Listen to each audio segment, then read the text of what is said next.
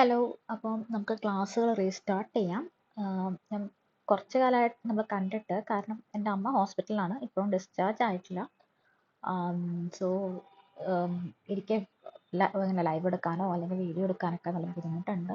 ഇപ്പം ഞാനൊരു ഫ്രണ്ടിൻ്റെ വീട്ടിലോട്ട് വന്നിരിക്കുകയാണ്. അപ്പം അതുകൊണ്ട് കുറച്ച് ക്ലാസ് എടുത്ത് തീർക്കാൻ വിചാരിച്ചു. നമുക്ക് ഇനി അധികം ഡേയ്സ് ഇല്ലല്ലോ, സോ വേഗം ക്ലാസ് എടുത്ത് തീർക്കാതെ വിചാരിക്കുകയാണ്. ക്ലാസ് കുറച്ച് ബോറിംഗ് ആയിരിക്കും, ബിക്കോസ് എനിക്ക് അത്ര മൂഡില്ല. ബട്ട് അത്യാവശ്യം കാര്യങ്ങളൊക്കെ പറഞ്ഞു തരാനുള്ള ഒരു മനസ്സോടുകൂടിയാണ് വന്നിരിക്കുന്നത്. അപ്പോൾ ഇതിൻ്റെ ഒപ്പം തന്നെ നിങ്ങൾ നോട്ട് കൂടി വായിച്ച് മനസ്സിലാക്കാം. നോട്ടുകളൊക്കെ ഞാൻ ഗ്രൂപ്പിൽ ഇട്ടേക്കാം കേട്ടോ. നമ്മുടെ ടെലഗ്രാം ചാനലായിട്ടുള്ള ലേൺ വിത്ത് ഹരിത എന്ന് പറഞ്ഞിട്ടുള്ള ടെലഗ്രാം ചാനലിൽ ഞാൻ ഇട്ടേക്കാം. ഓക്കെ, അപ്പം നമ്മൾ അടുത്തൊരു മൊഡ്യൂളിലേക്ക് കടക്കുകയാണ്. Concepts and importance of decentralised planning. ഈ ഒരു മൊഡ്യൂൾ മൊത്തം ഡീസെൻട്രലൈസ്ഡ് ആയിട്ടുള്ള പ്ലാനിങ്ങിനെ പറ്റിയിട്ടാണ് പറയുന്നത്. നമ്മൾ കഴിഞ്ഞ മൊഡ്യൂൾ എന്തായിരുന്നു? ഡെമോക്രാറ്റിക് ഡീസെൻട്രലൈസേഷൻ എന്നുള്ളതായിരുന്നു അല്ലേ. അതായത് ജനാധിപത്യ വ്യവസ്ഥ നിലനിൽക്കുന്ന ഇന്ത്യയിൽ ഒരു സ്ഥലത്ത് പവർ സെൻട്രലൈസേഷൻ എന്ന് പറഞ്ഞാൽ എന്താ? എല്ലാം വന്നിട്ട് സെൻറ്ററിൽ ഇങ്ങനെ നിൽക്കും അല്ലേ. എല്ലാ പവറും സെൻറ്ററിൽ നിൽക്കും. അപ്പോൾ ഇപ്പോൾ ഒരു രാജ്യത്തിന് ഒരു രാജാവ് മാത്രമാണ്. അപ്പോൾ ആ രാജാവിൻ്റെ കയ്യിലാണ് മുഴുവൻ പവറും. പുള്ളി ആർക്കും വിട്ടുകൊടുക്കുന്നില്ല. അതാണ് സെൻട്രലൈസേഷൻ. ജനാധിപത്യ രാജ്യം ആയതുകൊണ്ട് അവിടെ ഡീസെൻട്രലൈസേഷൻ ഉണ്ടാവണമെന്ന് നിർബന്ധമില്ല അല്ലേ. മുഴുവൻ പവറും ഈ സെൻറ്ററിൽ തന്നെ നിൽക്കുകയാണ്, യൂണിയൻ ഗവൺമെൻറ്റിൻ്റെ കയ്യിലാണ് എന്നുണ്ടെങ്കിൽ എന്താണ്, അവിടെ ഡീസെൻട്രലൈസേഷൻ ഇല്ല, ഡെമോക്രാറ്റിക് ഡീസെൻട്രലൈസേഷൻ ഇല്ല. അപ്പോൾ ഡെമോക്രസി ഉള്ളത് കൊണ്ട് അവിടെ ഡീസെൻട്രലൈസേഷൻ ഉണ്ടാവണം നിർബന്ധമില്ല. പവർ ഇങ്ങനെ പുറത്തേക്ക് ചെറിയ ചെറിയ ലെവലുകളിലേക്ക്, സംസ്ഥാനങ്ങളിലേക്ക് മാത്രമല്ല, അവിടുന്ന് ജില്ലകളിലേക്കും അവിടുന്ന് ഗ്രാമപഞ്ചായത്തുകളിലേക്കും എല്ലാം എത്തുമ്പോഴാണ് എന്ത്, ഡെമോക്രാറ്റിക് ഡീസെൻട്രലൈസേഷൻ നടക്കുന്നത്. അപ്പോൾ ഡെമോക്രാറ്റിക് ഡീസെൻട്രലൈസേഷൻ നടക്കുമ്പോൾ നമ്മൾ അതിൻ്റെ കാര്യങ്ങളൊക്കെ കുറേ പഠിച്ചു. അതിൻ്റെ കുറേ പ്രിൻസിപ്പിൾസും എന്താണ്, ഡെവല്യൂഷൻ, ഡെലഗേഷൻ, അങ്ങനെ കുറേ കാര്യങ്ങൾ നമ്മൾ പഠിച്ചു അല്ലേ. ഇവിടെ നമുക്ക് പ്ലാനിങ്, ഇന്ത്യനെ പോലത്തെ ഒരു കൺട്രീനെ സംബന്ധിച്ചിടത്തോളം പ്ലാനിങ് എന്ന് പറയുന്നത് വളരെ ഇമ്പോർട്ടൻ്റ് ആണ്. കാരണം എന്താ, നമുക്ക് കിട്ടുന്ന റിസോഴ്സസ് വളരെ കുറവാണ്. വലിയൊരു ജനസംഖ്യനെ തീറ്റിപ്പോറ്റാനുണ്ട് അല്ലേ. അപ്പം നമ്മുടെ റിസോഴ്സുകൾ എങ്ങനെ പ്ലാൻ ചെയ്ത് എല്ലാവരിലേക്കും എത്തിക്കണം എന്നുള്ള കാര്യം നമുക്ക് എങ്ങനെ ചെയ്യാൻ പറ്റും? പ്ലാനിങ്ങിലൂടെ മാത്രം നടക്കുള്ളൂ അല്ലേ.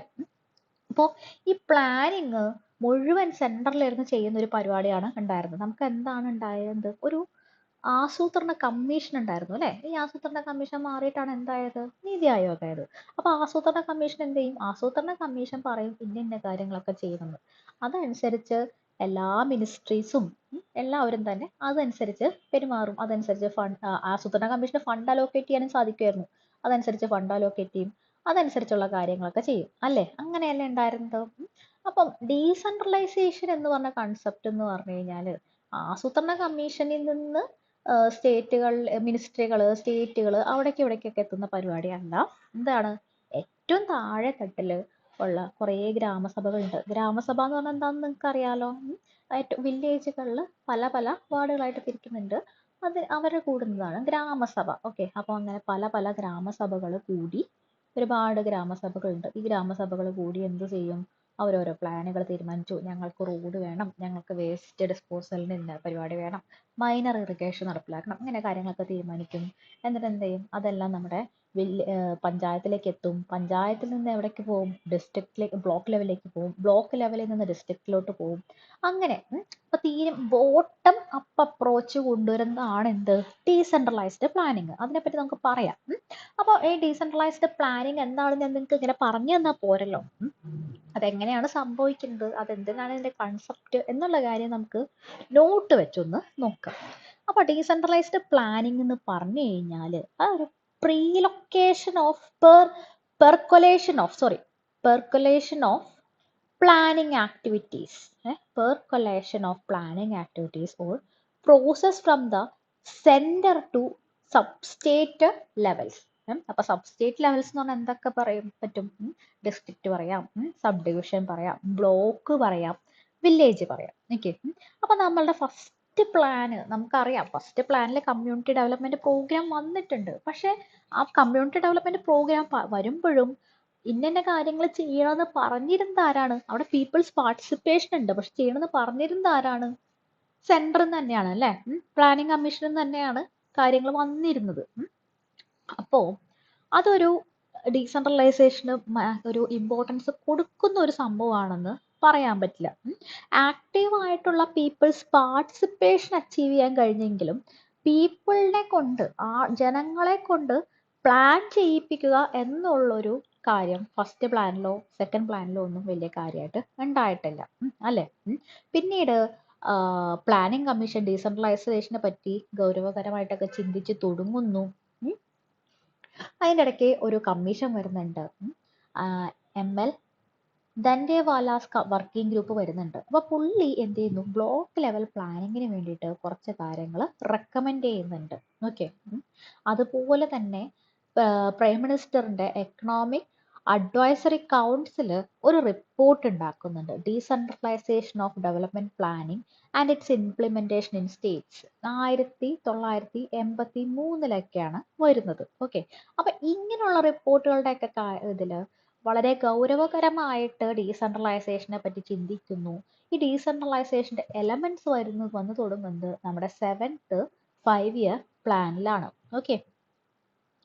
അങ്ങനെ പ്ലാനിംഗ് കമ്മീഷൻ ഓഫ് ഇന്ത്യ എന്ത് ചെയ്തു, ഡീസെൻട്രലൈസ്ഡ് പ്ലാനിങ്ങിനെ പറ്റി വളരെ കൂലങ്കഷമായി ചിന്തിച്ച് 7th പ്ലാനിങ്ങിൽ അങ്ങനെ കുറച്ചൊക്കെ ഒരു സെൻട്രലൈസേഷൻ ടെൻഡൻസിയിൽ നിന്ന് ഡീസെൻട്രലൈസേഷനിലേക്ക് പോവുകയാണ് ചെയ്യുന്നത്. ഓക്കെ. അപ്പം ഈ ഗ്രാസ് റൂട്ട് ലെവൽ പ്ലാനിങ് ആണ് ഡീസെൻട്രലൈസ്ഡ് പ്ലാനിങ് എന്ന് പറഞ്ഞു കഴിഞ്ഞാൽ. എന്ന് വെച്ച് കഴിഞ്ഞാൽ ഗ്രാസിൻ്റെ ഏറ്റവും ടിപ്പിലുള്ളതല്ല, ഗ്രാസിൻ്റെ റൂട്ടിൽ നിന്ന് തുടങ്ങുന്ന പ്ലാനിങ്. ഓക്കെ. അപ്പം ഈ ഡീസെൻട്രലൈസ്ഡ് പ്ലാനിങ് തന്നെയാണ് വേണ്ടത്. ബിക്കോസ് ഇപ്പോൾ ഒരു സ്ഥലം, നിങ്ങളുടെ ഗ്രാമം വികസിക്കണമെങ്കിൽ അത് എങ്ങനെ വികസിക്കണം, എന്തൊക്കെയാണ് നമ്മുടെ ആവശ്യങ്ങൾ എന്നുള്ളത് ഗ്രാസ് റൂട്ട് ലെവലുള്ള അവിടെ ജീവിക്കുന്ന ആൾക്കാർക്കാണ് കൂടുതൽ മനസ്സിലാവുക, ആണല്ലോ. അങ്ങനെ 7th പ്ലാൻ അനുസരിച്ച് മിക്കവാറും എല്ലാ സ്ഥലത്തും തന്നെ നടപ്പിലാക്കി. ഓക്കെ.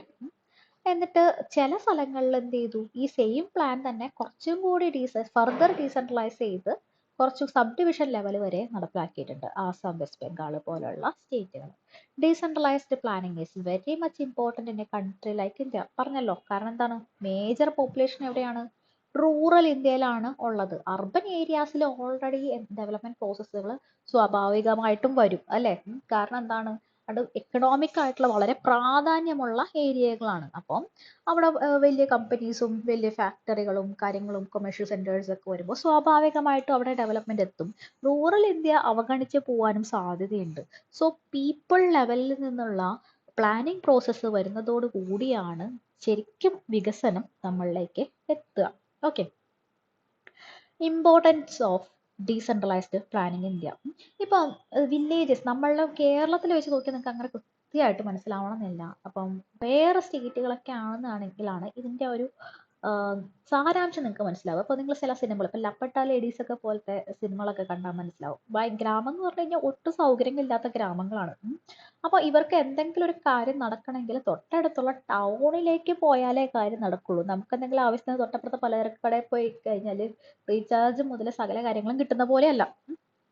അപ്പോൾ ടൗണുകൾ എന്താണ്, ലിങ്കേജ് നമ്മുടെ സ്മോൾ വില്ലേജസിന് ആവശ്യമാണ്. ഇതിനെപ്പറ്റി ആരാണ് പ്ലാൻ ചെയ്യേണ്ടത്? പീപ്പിൾ ലെവലിലാണ് പ്ലാൻ ചെയ്യേണ്ടത്. കാരണം റോഡുകൾ, ഫീഡർ റോഡുകളും ട്രാൻസ്പോർട്ടേഷൻ ഫെസിലിറ്റീസും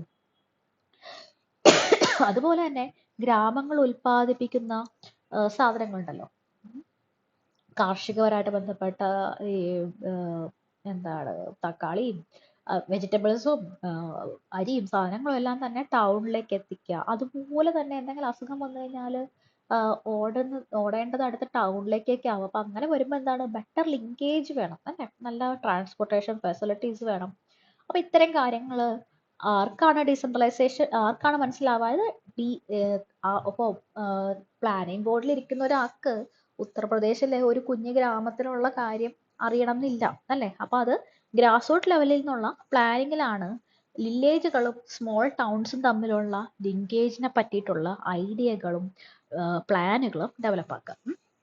അതുപോലെ തന്നെ നമ്മുടെ ഗ്രാമത്തിന് എന്താ വേണ്ടതെന്ന് എന്നറിയുന്നത് ആ ഗ്രാമത്തിൽ ജീവിക്കുന്ന ആൾക്കാർക്കാണ്. അതുകൊണ്ട് തന്നെ എന്താണ്, പ്ലാനുകൾ കൂടുതൽ ഫ്ലെക്സിബിൾ ആവും, അല്ലേ? അതുപോലെ തന്നെ റിയലിസ്റ്റിക് ആവും. നമുക്ക് ഈ ഒരു ഗ്രാമത്തെ കൊണ്ട് വലിയൊരു സ്മാർട്ട് സിറ്റി ഉണ്ടാവണമെന്ന് മുകളിൽ നിന്ന് ചിന്തിക്കുന്ന ഒരാൾക്ക് എളുപ്പമായിട്ട് ചിന്തിക്കാം. നമ്മുടെ ഗ്രാമത്തിൽ എന്തൊക്കെയാണ് വയബിൾ ആയിട്ടുള്ളത് ആ ഗ്രാമത്തിലുള്ള ആൾക്കാർക്ക് അറിയാം. കാരണം ആ ഗ്രാമത്തിലുള്ള റിസോഴ്സുകൾ എന്തൊക്കെയാണ്, ലോക്കൽ സ്കിൽസ് എന്തൊക്കെയാണ്, ലോക്കൽ മാൻ പവർ എന്തൊക്കെയാണ്, ഇത്തരം കാര്യങ്ങളൊക്കെ അവർക്ക് അറിയാനായിട്ട് സാധിക്കും. ഓക്കെ, അപ്പം നോർമൽ റിക്വയർമെന്റ്സ് ഒക്കെ ഫില്ല് ചെയ്യുന്ന റൂറൽ പോപ്പുലേഷൻ ആവശ്യമുള്ള ഫ്ലെക്സിബിൾ ആയിട്ടുള്ള പ്ലാനുകൾ ക്രിയേറ്റ് ചെയ്യാനായിട്ട് ആർക്ക് സാധിക്കും? റൂറൽ ലെവലില് അഥവാ ഡീസെൻട്രലൈസ്ഡ് ആയിട്ടുള്ള പ്ലാനിങ്ങിലൂടെ സാധിക്കും. Development of agriculture. Decentralized planning can promote active participation of local people in implementing various local plans and programs. Okay, അപ്പം ഈ റൂറൽ ആളുകളുടെ ഏറ്റവും വലിയ വരുമാന മാർഗം എന്ന് പറയുന്നത് എന്താണ്? അഗ്രികൾച്ചർ ആണ് അല്ലെ. അപ്പൊ റൂറൽ ആളുകൾ എന്ത് ചെയ്യും? അഗ്രികൾച്ചറിന് വേണ്ടിയിട്ട് ആവശ്യമുള്ള മൈനർ ഇറിഗേഷൻ കാര്യങ്ങളെല്ലാം തന്നെ അവരുടെ പ്ലാനുകളിൽ ഉൾപ്പെടുത്തും. ഓക്കെ, പിന്നെ ഒരു സ്ഥലത്തുള്ള റിസോഴ്സുകളെ പരമാവധി ഉപയോഗിക്കാനായിട്ട് അതേ സ്ഥലത്തുള്ള ആളുകളുടെ നേതൃത്വത്തിൽ വരുന്ന പ്ലാനുകൾക്ക് സാധിക്കും. സോറി. അപ്പോൾ എന്താണ് ഈ ഡീസെൻട്രലൈസ്ഡ് പ്ലാനിങ് വഴി ആ ഒരു ഏരിയയിൽ കിട്ടുന്നത്? ഇപ്പോൾ ഒരു ഏരിയ അവിടെ നല്ലോണം ജംഗലുകളൊക്കെ അവൈലബിൾ ആണ്. പുറത്തുനിന്ന് പ്ലാൻ ചെയ്യുന്ന ഒരാൾ ഇവിടെ നമ്മളൊരു ഡാം കെട്ടാൻ പോവാണ്, മൈനർ ഇറിഗേഷൻ വേണ്ടിയിട്ട് ഒരു പരിപാടി ചെയ്യാൻ പോവാണ്, അപ്പം നമ്മൾ ഇത്രയും ജംഗലിൽ ഇവിടേക്ക് ഇറക്കണം എന്നൊക്കെ പറയാൻ വിചാരിക്കും. ആ ഗ്രാമത്തിലുള്ള ഒരു വ്യക്തിയെ സംബന്ധിച്ചിടത്തോളം അറിയാം ഇവിടത്തെ ഇത്ര കല്ലും കാര്യങ്ങളൊക്കെ കിട്ടും, അത് നമ്മൾ പുറത്തുനിന്ന് കൊണ്ടുവരേണ്ട ആവശ്യമില്ല. ഓക്കെ, അങ്ങനെ വേസ്റ്റേജ് കുറയ്ക്കാനായിട്ട് സാധിക്കും. Minimising the wasting of resources. പിന്നെ trickle down effect. Trickle down effect എന്ന് പറഞ്ഞു കഴിഞ്ഞാൽ നിങ്ങൾ ട്രിക്കിൾ ഡൗൺ എന്ന് കേട്ടിട്ടുണ്ടോ എന്ന് എനിക്കറിയില്ല. നമ്മുടെ സെക്കൻഡ് പ്ലാനിലൊക്കെ വലിയ വലിയ വ്യവസായശാലകൾ സ്ഥാപിച്ചു അല്ലെ. അതായത് വലിയ ഇൻവെസ്റ്റ്മെന്റ് സാധാരണക്കാരന് കിട്ടുന്ന പോലെയല്ല, വലിയ ഇൻവെസ്റ്റ്മെന്റ് വലിയ സ്റ്റീൽ പ്ലാന്റിലൊക്കെ ആയിട്ട് നിക്ഷേപിച്ചു. അതുകൊണ്ട് ഒരു സാധാരണക്കാരനായിട്ടുള്ള മനുഷ്യന് എന്ത് ഉപകാരം എന്ന് വേണമെങ്കിൽ ചോദിക്കാം. നമ്മുടെ ഐഡിയ എന്തായിരുന്നു? ഇങ്ങനെ വലിയൊരു സംഭവം സ്ഥാപിച്ചു, അപ്പൊ അതിന് ചുറ്റും സ്കൂളുകൾ വരും, അതിന് ചുറ്റും എന്താണ് പലതരത്തിലുള്ള കുഞ്ഞു പെട്ടുകടകളോ എന്ത് കടകളോ വേണമെങ്കിൽ വരാം, അവിടെ ഈ സാധാരണക്കാരന് ജോലി ലഭിക്കും. അങ്ങനെ ഗവൺമെന്റ് വലിയൊരു ഇൻവെസ്റ്റ്മെന്റ് ഇതിലേക്ക് കൊടുത്ത് ഇങ്ങനെ ഒരു വലിയ വ്യവസായശാലയിൽ ഇംപ്ലിമെന്റ് ചെയ്തത് വഴി അതിന്റെ ഇഫക്റ്റ് താഴോട്ട് ഇറങ്ങി വരിക എന്നുള്ളതാണ് ട്രിക്കിൾ ഡൗൺ ഇഫക്റ്റ്. ഇപ്പൊ അത് വേറെ ലെവലിലൊക്കെ ഉപയോഗിക്കുന്നുണ്ട്. അതായത് കുറെ വലിയ വലിയ മുതലാളിമാരുടെ കടങ്ങളൊക്കെ എഴുതി തള്ളിയിട്ട് അതിന് ട്രിക്കിൾ ഡൗൺ എഫക്റ്റ് വേണ്ടിയിട്ടാണെന്നൊക്കെ ഉള്ള തരത്തിലുള്ള വാദങ്ങളൊക്കെ ഉണ്ട്. അതൊക്കെ അവിടെ നിൽക്കട്ടെ. നമ്മൾ ഈ ഒരു ഡീസെൻട്രലൈസേഷൻ്റെ ഒരു പേഴ്സ്പെക്റ്റീവിൽ ചിന്തിക്കുമ്പോൾ ട്രിക്കിൾ ഡൗൺ എഫക്റ്റ് എന്ന് പറഞ്ഞു കഴിഞ്ഞാൽ ഇതാണ്. ഓക്കെ, അപ്പോൾ ഡീസെൻട്രലൈസ്ഡ് പ്ലാനിങ്ങിന് കൂടുതൽ ട്രിക്കിൾ ഡൗൺ എഫക്റ്റ് കൊണ്ടുവരാൻ സാധിക്കും. അതായത് സെൻറ്റർ നടത്തുന്ന വലിയ ഇൻവെസ്റ്റ്മെൻറ്റുകളുടെ ഇഫക്റ്റ് താഴേക്കിടയിലേക്ക് കൊണ്ടുവരാൻ സാധിക്കും. അതിന് ഡീസെൻട്രലൈസ്ഡ് പ്ലാനിങ്ങിന് സാധിക്കും. അപ്പം എന്ത് സംഭവിക്കും? പോവർട്ടി അലിവേഷൻ പ്രോഗ്രാംസ് നടത്താനായിട്ട് സാധിക്കും. അപ്പം ഇങ്ങനെ പ്രൊഡക്റ്റീവായിട്ടുള്ള എംപ്ലോയ്മെന്റ് ഓപ്പർച്യൂണിറ്റീസ് എല്ലാം റൂറൽ ഏരിയകളിലേക്ക് എത്തിക്കാനായിട്ട് സാധിക്കും. ഇനി നമുക്ക് ഒബ്ജക്റ്റീവ്സ് ഓഫ് ഡീസെൻട്രലൈസ്ഡ് പ്ലാനിങ് എന്താന്ന് നോക്കാം. ഫസ്റ്റ് ഓഫ് ഓൾ എന്താണ്? പോവർട്ടി ഇല്ലാതാക്കുക. പോവർട്ടി എന്ന് പറഞ്ഞാൽ വലിയൊരു ശത്രുവിനെ ഇല്ലാതാക്കുക എന്നത് തന്നെയാണ് എന്ത് ഏറ്റവും വലിയ ഉദ്ദേശം. പിന്നെന്താണ്? റീജിയണൽ ഡെവലപ്മെന്റിന്റെ മിനിമം നീഡ്സ്, അതിനൊരു ബാലൻസ്ഡ് ആയിട്ടുള്ള ഒരു അപ്രോച്ച്. ഓക്കെ, അതായത് നമുക്ക് ഡെവലപ്മെന്റും വേണം, അതുപോലെ തന്നെ ഏറ്റവും മിനിമം നീഡ്സ് നടത്താൻ സാധിക്കണം. ഒരു ഗ്രാമത്തിൽ കൊണ്ടുപോയിട്ട് വലിയ വലിയ വ്യവസായശാലകളോ ഒന്നും സ്ഥാപിക്കുന്നു അല്ലെങ്കിൽ റോഡുകൾ പണിയണതോ മാത്രമല്ല ഡെവലപ്മെന്റ്. എന്താണ്? അവിടെയുള്ള ആളുകളുടെ വിശപ്പ് മാറുക, അവർക്ക് നല്ല ക്ലോത്തിങ് കിട്ടുക, നല്ല വിദ്യാഭ്യാസം കിട്ടുക. ഇങ്ങനെ മിനിമം നീഡ്സും റീജിയണൽ ഡെവലപ്മെന്റും തമ്മിലുള്ള ഒരു ബാലൻസ് എൻഷുർ ചെയ്യാനായിട്ട് ഡീസെൻട്രലൈസ്ഡ് പ്ലാനിങ്ങിന് സാധിക്കും. Ensuring active public participation in the development process of different sectors. Okay, active public participation ഉണ്ടാവുക, ensuring active public participation, ആളുകളുടെ പാർട്ടിസിപ്പേഷൻ കൊണ്ടുവരിക. ഇതെല്ലാമാണ് ഒബ്ജക്റ്റീവ്സ് ഓഫ് ഡീസെൻട്രലൈസ്ഡ് പ്ലാനിങ് എന്ന് പറയുന്നത്. ഇനി പാർട്ടിസിപ്പേറ്ററി പ്ലാനിങ്. പാർട്ടിസിപ്പേറ്ററി പ്ലാനിങ് എന്ന് പറഞ്ഞാൽ എന്താണ്? ഗ്രാമസഭ തന്നെയാണ് അതിന്റെ ഏറ്റവും വലിയ ഉദാഹരണം അല്ലെ.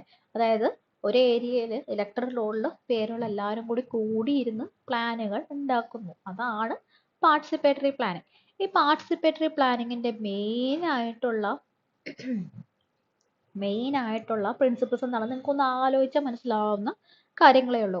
ഈവൺ ഇഫ് ഞാനിതൊന്നും പഠിപ്പിച്ചില്ലെങ്കിലും നിങ്ങൾക്ക് ഓപ്ഷൻസ് കണ്ടാൽ മനസ്സിലാവും. എന്താണ്? ഇൻക്ലൂസിവിറ്റി വേണം. എല്ലാ തരത്തിലുള്ള ആളുകൾ ഈ പാർട്ടിസിപ്പേറ്ററി പ്ലാനിങ്ങിൽ ഉണ്ടായിരിക്കണം. അതായത് കുറേ പണക്കാർ കൂടിയിരുന്ന് ആലോചിച്ച് ഉണ്ടാക്കുന്നതല്ല. ഏറ്റവും പാവപ്പെട്ടവർ, സ്ത്രീകൾ, മാർജിനലൈസ്ഡ് ആയിട്ടുള്ള ഗ്രൂപ്പുകൾ, SC/ST വിഭാഗങ്ങൾ, അവരെല്ലാം തന്നെ ഉണ്ടാവണം. കൊളാബറേഷൻ, ആളുകൾ പരസ്പരം സഹകരിക്കണം. ഓക്കെ, പരസ്പരം സഹകരിക്കണം. അവർ ലോക്കൽ ഗവൺമെന്റിനോട് സഹകരിക്കണം. ഓക്കെ, അങ്ങനെ എല്ലാവരും കൂടി ഒരു വലിയ ഗോള് നേടാൻ വേണ്ടി ഒരുമിച്ച് സഹകരിക്കുന്ന കൊളാബറേഷൻ അവിടെ ഉണ്ടാവണം. എംപവർമെന്റ്. അപ്പോൾ ഇങ്ങനെ എംപവർമെന്റ് എന്ന് പറഞ്ഞു കഴിഞ്ഞാൽ ഇവരിങ്ങനെ ചുമ്മാ ഇരുന്ന് കൂടി ചിന്തിക്കുക മാത്രമല്ല, എന്താണ്, കപ്പാസിറ്റി ബിൽഡിങ്ങും കൂടി നടക്കണം. ഈ മെമ്പേഴ്സിന് സ്വന്തമായിട്ട് കാര്യങ്ങൾ നടത്താൻ വേണ്ടി അവരുടെ കപ്പാസിറ്റി ബിൽഡിങ്ങും കൂടി നടത്താനായിട്ട് സാധിക്കണം. ഇപ്പൊ എംപവർമെന്റ് ഒരു പ്രധാനപ്പെട്ട പ്രിൻസിപ്പിൾ ആണ്. ഓക്കെ, ഇനി transparency and accountability, ensuring that a planning process is open and that decision makers are accountable to the community, which helps build trust and legitimacy.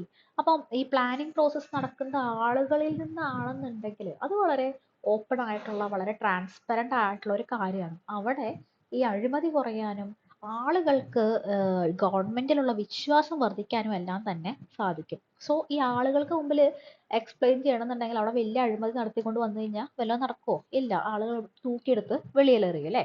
അതുപോലെ തന്നെ മറ്റൊരു കാര്യമാണ് സസ്റ്റൈനബിലിറ്റി. സസ്റ്റൈനബിലിറ്റി എന്ന് പറഞ്ഞാൽ എന്താണ്? ഈ 1-2 ദിവസം വന്നു പിന്നെ ഗ്രാമസഭ കൂടാട്ടായി കഴിഞ്ഞാൽ തീർന്നു, അങ്ങനെയൊന്നും ആവരുത്. കൃത്യമായിട്ട് കാര്യങ്ങൾ നടപ്പിലാക്കുക. അതും സസ്റ്റൈനബിൾ ആയിട്ടുള്ള സൊല്യൂഷൻസ് കൊണ്ടുവരാം. ഒരു മഴയത്ത് ഒലിച്ചു പോകുന്ന പ്ലാനുകൾ ഉണ്ടാക്കുകയല്ല, സസ്റ്റൈനബിൾ ആയിട്ടുള്ള നിലനിൽക്കുന്ന കാര്യങ്ങൾ കൊണ്ടുവരാം. ഓക്കെ, ഈ പ്രോസസ് ഓഫ് പാർട്ടിസിപ്പേറ്ററി പ്ലാനിങ് നമുക്ക് നോക്കാം. എങ്ങനെയാണ് ഈ പാർട്ടിസിപ്പേറ്ററി പ്ലാനിങ് നടപ്പിലാക്കുന്നത് എന്നുള്ള കാര്യം നമുക്ക് നോക്കാം. അപ്പൊ എങ്ങനെയാണ് നടപ്പിലാക്കുന്നത്? The process of planning involves several key steps that facilitate collaboration among stakeholders, particularly community members. In the planning decision making process, here's നമുക്ക് സ്റ്റേജസ് നോക്കാം. ആദ്യം തന്നെ എന്ത് ചെയ്യണം? ഇങ്ങനൊരു സംഭവം നടക്കുന്നുണ്ടെന്ന് ആൾക്കാരെ അറിയിക്കണം. അപ്പം നമ്മൾ ഗ്രാമസഭയുടെ കാര്യത്തിൽ നമ്മൾ കേരള പഞ്ചായത്ത് രാജും എന്താണ് 73rd അമെൻമെന്റ് ആക്ടും എല്ലാം നമ്മൾ പഠിച്ചതാണ് അല്ലേ? അപ്പോൾ എന്താണ്, ആളുകൾ അറിയിക്കണം. ഓക്കെ, അപ്പൊ അതാരാ ചെയ്യാറുള്ളത്? നമ്മുടെ സഭ കൂടുന്ന കാര്യമൊക്കെ ആരാ അറിയിക്കാറുള്ളത്? നമ്മുടെ വാർഡ് മെമ്പർ ആണ് അല്ലെ? പ്രിപ്പറേഷൻ ആൻഡ് മൊബിലൈസേഷൻ എന്ന് പറയുന്നത് ആളുകളെ അറിയിക്കുക. അപ്പം മൊബിലൈസ് ചെയ്യുക. പിന്നെ അതുപോലെ തന്നെ വിളിച്ചു ചേർക്കേണ്ട ആളുകളെല്ലാം തന്നെ വിളിച്ച് ചേർക്കുക. ഓക്കെ, അതാണ് ചെയ്യേണ്ടത്. അപ്പോൾ ഇവരെല്ലാം അറിയിക്കുന്നു, അങ്ങനെ അവരെ മൊബിലൈസ് ചെയ്യുന്നു, കൊണ്ടുവരുന്നു. ഇനി സ്റ്റേക്ക് ഹോൾഡർ അനാലിസിസ്. ഈ ഒരു പ്ലാനിങ് പ്രോസസ്സിൽ ഉൾപ്പെടുന്നത് ആരൊക്കെ, അവരെ പറ്റിയിട്ട് അനലൈസ് ചെയ്യണം. ഓക്കെ, ഈ ഒരു പ്രോസസ്സ് ഈ ഗ്രാമസഭയിലെ ഇത്ര ആളുകളെ എന്താണ് ഇൻഫ്ലുവൻസ് ചെയ്യുന്ന കാര്യമാണ്. ഇത്ര ആളുകളുടെ റെപ്രസെൻറ്റേഷൻ തീർച്ചയായിട്ടും ഉണ്ടാവണം. കാരണം നടപ്പിലാക്കുന്നത് ഒരു ട്രൈബൽ കോളനിയിലാണ്. അപ്പോൾ ട്രൈബൽ കോളനിയിലെ ആളുകൾ കൃത്യമായിട്ട് ഉണ്ടാവണം. അതുപോലെ തന്നെ ഡിഫറെൻ്റ് ആയിട്ടുള്ള ആൾക്കാരുണ്ടാവണം. ഒരു ഗ്രൂപ്പ് മാത്രം ഇരുന്ന് തീരുമാനിക്കാൻ പാടില്ല. ഓക്കെ, അങ്ങനെ സ്റ്റേക്ക് ഹോൾഡേഴ്സ് വരുന്നവരുടെ അനാലിസിസ് നടത്തി ഇവരുടെ പാർട്ടിസിപ്പേഷനൊക്കെ എന്ത് ചെയ്യണം? കൃത്യമായിട്ട് നോട്ട് ചെയ്യണം, ഉറപ്പാക്കണം. Okay, setting objectives. Collaboratively define the goals and objectives of the planning process with the input from all stakeholders. അപ്പം എന്താണ്, എല്ലാ സ്റ്റേക്ക് ഹോൾഡേഴ്സിൻ്റെയും കൊളാബറേഷൻ നമ്മൾ ഉറപ്പാക്കണം. ഓക്കെ, അപ്പം ഈ ഒബ്ജക്റ്റീവ്സ് ആദ്യം തന്നെ സെറ്റ് ചെയ്ത് വെക്കണം. ഒരു ക്ലിയർ ആയിട്ടുള്ള ഒരു പ്ലാൻ ഉണ്ടാവണം. അതായത് നമ്മളെന്ത് നമുക്ക് എന്തെങ്കിലും ചർച്ച ചെയ്യാന്ന് പറഞ്ഞിരുന്നാൽ പോരാ. എന്തിനെ പറ്റിയിട്ടാണ് നമ്മൾ തീരുമാനങ്ങൾ എടുക്കാൻ പോകുന്നത്, എന്തിനെ പറ്റിയിട്ടാണ് നമ്മൾ പ്ലാൻ ചെയ്യാൻ പോകുന്നത്, ആ ഒരു ഒബ്ജക്റ്റീവ് ആദ്യം തന്നെ സെറ്റ് ചെയ്ത് ഉറപ്പിച്ച് വെച്ചേക്കണം. ഓക്കെ, അപ്പൊ ഗോൾസ് എന്താണെന്ന് ഡിഫൈൻ ചെയ്യുന്നത് വളരെ ഇമ്പോർട്ടൻ്റ് ആണ്. Then data collection and analysis. അപ്പം നമുക്കിതിന് വേണ്ട ഇൻഫർമേഷൻസ് എന്തൊക്കെയാണ്, ഇതെങ്ങനെയൊക്കെ ഇംപ്ലിമെന്റ് ചെയ്യാം, അതൊക്കെ അനലൈസ് ചെയ്യുക. എന്നിട്ട് എന്ത് ചെയ്യണം? ഈ കമ്മ്യൂണിറ്റി മെമ്പേഴ്സിനോട് ഈ നോളജ് നമ്മൾ ഷെയർ ചെയ്യണം. ഓക്കെ, അപ്പോൾ ഇതൊക്കെ ചെയ്യേണ്ടത് ടെക്നിക്കൽ ആയിട്ടുള്ള ഒന്നില്ലെങ്കിൽ ലോക്കൽ സെൽഫ് ഗവൺമെന്റിന്റെ സ്റ്റാഫ്, അല്ലെങ്കിൽ എക്സ്പേർട്ടീസ് ഉള്ള ആളുകൾ, ഇവരൊക്കെ എന്ത് ചെയ്യണം? ഇതെല്ലാം ഗ്രാമസഭേനെ കൃത്യമായിട്ട് അറിയിക്കണം. നമ്മളിവിടെ ഒരു മൈനർ ഇറിഗേഷൻ പ്രോഗ്രാം നടത്തുന്നു, അപ്പം അതിൻ്റെ വരും വരായകകൾ എന്തൊക്കെയാണ്, എന്തൊക്കെ റിസോഴ്സ് വേണം, ഇത്തരം കാര്യങ്ങളെ പറ്റിയിട്ടൊക്കെ മുമ്പ് തന്നെ റിസോഴ്സസ് ഒക്കെ നോക്കി കാര്യങ്ങളൊക്കെ സെറ്റാക്കണം. Visioning and scenario development facilitate discussion among stakeholders to create a shared vision for the future of the community. Develop potential scenarios or options for achieving this vision, considering different strategies and approaches. അപ്പോൾ അതായത് ഇപ്പോൾ ഒരു പരിപാടി നടത്തുന്നു, ഈ പരിപാടി നടന്നു കഴിഞ്ഞാൽ പിന്നെ എന്തൊക്കെ മാറ്റങ്ങൾ ഉണ്ടാവും, അത് ഈ പരിപാടി തന്നെ നടത്തണം. ഇപ്പോൾ ഒരു സ്കൂൾ പണിയണം, ഇപ്പോൾ സ്കൂൾ പണിയേണ്ട ആവശ്യമുണ്ടോ? അത് എത്ര കുട്ടികളുണ്ട്, നമുക്ക് തൊട്ടപ്പുറത്തെ സ്കൂളിൽ പോയാൽ പോരെ? അപ്പോൾ പക്ഷേ സ്കൂൾ പണിത് കഴിഞ്ഞാൽ നല്ലതാണ്, സ്കൂളിൽ പോകാനായിട്ട് സ്കൂളിൽ വിടാനായിട്ട് താല്പര്യമില്ലാത്ത മാതാപിതാക്കളും തൊട്ടപ്പുറത്തുള്ള സ്കൂളാകുമ്പോൾ വിടും. ഇനിയിപ്പോൾ സ്കൂളിന് പകരമായിട്ട് നമ്മൾ വേറെ എന്തെങ്കിലും ഒരു കമ്മ്യൂണിറ്റി സെൻ്ററാണ് പണിയണത്, അങ്ങനെയാണെന്നുണ്ടെങ്കിൽ അതല്ലേ കൂടുതൽ നല്ലത്. അങ്ങനെ വിഷൻ ചെയ്ത് ഡിഫറെൻറ്റ് സെനാരിയോസ് ഒക്കെ മുൻകൂട്ടി കണ്ട് അത് കമ്മ്യൂണിറ്റി മെമ്പേഴ്സായിട്ട് ഷെയർ ചെയ്യാനായിട്ട് സാധിക്കണം. പിന്നെന്താണ് action planning?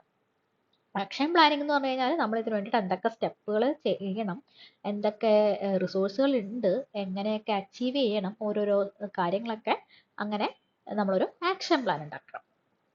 Then implementation. Implementation എന്ന് പറഞ്ഞു കഴിഞ്ഞാൽ ഈ സ്റ്റേക്ക് ഹോൾഡേഴ്സിനെല്ലാം ഇൻവോൾവ് ചെയ്തുകൊണ്ട് നമ്മൾ എന്താണോ ചെയ്യുന്നത് അതങ്ങ് ഇംപ്ലിമെൻറ്റ് ചെയ്യുകയാണ്. മോണിറ്ററിങ് ആൻഡ് അതോടുകൂടി തീർന്നില്ല, ഇത് മോണിറ്റർ ചെയ്യണം, അതിൻ്റെ വർക്കിംഗ് ഒക്കെ ഇവാലുവേറ്റ് ചെയ്യണം. ഓക്കെ, അതിൻ്റെ ഇഫക്റ്റീവ്നെസ് ഒക്കെ നോക്കി മനസ്സിലാക്കണം, റിപ്പോർട്ട് ചെയ്യണം. ദെൻ ആളുകളുടെ സ്റ്റേക്ക് ഹോൾഡേഴ്സിൻ്റെ ഫീഡ്ബാക്ക് കളക്ട് ചെയ്ത് അതെങ്ങനെയെല്ലാം തന്നെ കമ്മ്യൂണിറ്റീനെ സ്വാധീനിച്ചു എന്നുള്ള കാര്യം മനസ്സിലാക്കണം. ഓക്കെ, അപ്പോൾ ഇത്രയൊക്കെയാണ് ഈ ക്ലാസ്സിൽ ഡിസ്കസ് ചെയ്യാനായിട്ട് നമ്മൾ തീരുമാനിച്ചിട്ടുള്ളത്. ഇനി കുറച്ച് കാര്യങ്ങൾ പറയാനുള്ളത് എന്താണെന്ന് വെച്ച് കഴിഞ്ഞാൽ, അടുത്തൊരു ക്ലാസ്സിൽ നമ്മളുടെ ഈ ഡീസെൻട്രലൈസ്ഡ് പ്ലാനിങ്ങിൻ്റെ ഒരു ഇവല്യൂഷൻ പറയാനുണ്ട്. അതായത് നമുക്കറിയാം, നമ്മൾ ആദ്യം പഠിച്ചത് എന്താ, ഈ പ്ലാനിങ്ങിനെ പറ്റിയിട്ട് മാത്രമല്ല, നമ്മൾ ഇത് മൊത്തം പഠിച്ചു തുടങ്ങുമ്പോൾ ആദ്യം നമ്മൾ റൂറൽ ഡെവലപ്മെൻറ്റിൻ്റെ കാര്യമൊക്കെ പഠിച്ചു. പക്ഷേ ഒരു ഇൻഡിപെൻഡൻറ്റ് ഇന്ത്യയിൽ ഗവൺമെൻറ് നടപ്പിലാക്കിയ ആദ്യത്തെ പ്ലാൻ എന്ന് പറയുന്നത് CDP ആണല്ലേ. അപ്പം അതാണ് ഫസ്റ്റ് ഫേസ് എന്ന് പറയുന്നത്, community development phase. Next phase എന്ന് പറയുന്നത് എന്താണ്, ബൽവന്ത് റായ് മെഹ്ത കമ്മിറ്റി വന്ന പിന്നെ രാജസ്ഥാനിലൊക്കെ പഞ്ചായത്ത് രാജ് വന്നു. അങ്ങനെ ഒരു പഞ്ചായത്ത് രാജ് ഫേസ് വരികയാണ്. അടുത്തൊരു ഫേസ് ആയിട്ട് എന്താണ്, ഈ സ്പെഷ്യൽ പ്രോഗ്രാംസ്, നമ്മളിപ്പോൾ ഡ്രോട്ട് പ്രോൺ ഏരിയ പ്രോഗ്രാം, അങ്ങനത്തെ ഹിൽ ഏരിയ പ്രോഗ്രാം, അങ്ങനത്തെ കുറച്ച് കാര്യങ്ങളൊക്കെ പഠിച്ചിട്ടുണ്ട്. അതാണ് അടുത്തൊരു ഫേസ്. പിന്നീട് ഡിസ്ട്രിക്ട് പ്ലാനിങ് ഫേസ് വരുന്നുണ്ട്. അപ്പോൾ ഡിസ്ട്രിക്ട് പ്ലാനിങ് ആ ഒരു ബോഡിക്ക് ഇപ്പം നമ്മുടെ കേരളത്തിലൊക്കെയാണെന്ന് പറഞ്ഞു കഴിഞ്ഞാൽ താഴെ നിന്ന് മുകളിലോട്ടാണ്. പല സംസ്ഥാനങ്ങളിലും ഇപ്പോഴും ഡിസ്ട്രിക്ട് ലെവലിലാണ് പരിപാടി നടക്കുന്നത്, പ്ലാനിങ് പ്രോസസ്സ് നടക്കുന്നത്. അപ്പോൾ അടുത്തൊരു ഫേസ് എന്ന് പറയുന്നത് ഡിസ്ട്രിക്ട് പ്ലാനിങ് ഫേസ് ആണ്. ദെൻ വീണ്ടും നമ്മൾ 73rd അമെൻമെൻ്റ് ഒക്കെ വഴി എന്താണ് പഞ്ചായത്ത് രാജ് ഫേസ് വരെയാണ്. അപ്പോൾ ഇത്രയും ഭാഗങ്ങൾ നമുക്ക് അടുത്തൊരു ക്ലാസ്സിലായിട്ട് ഡിസ്കസ് ചെയ്യാം. വളരെ ഇമ്പോർട്ടൻ്റ് ആയിട്ടുള്ള പാർട്സ് ഇനി വരാതിരിക്കുന്നേ ഉള്ളൂ. അപ്പോൾ ക്ലാസ് കേട്ട എല്ലാവർക്കും താങ്ക്സ്. അടുത്തൊരു ക്ലാസ്സിൽ കാണാം.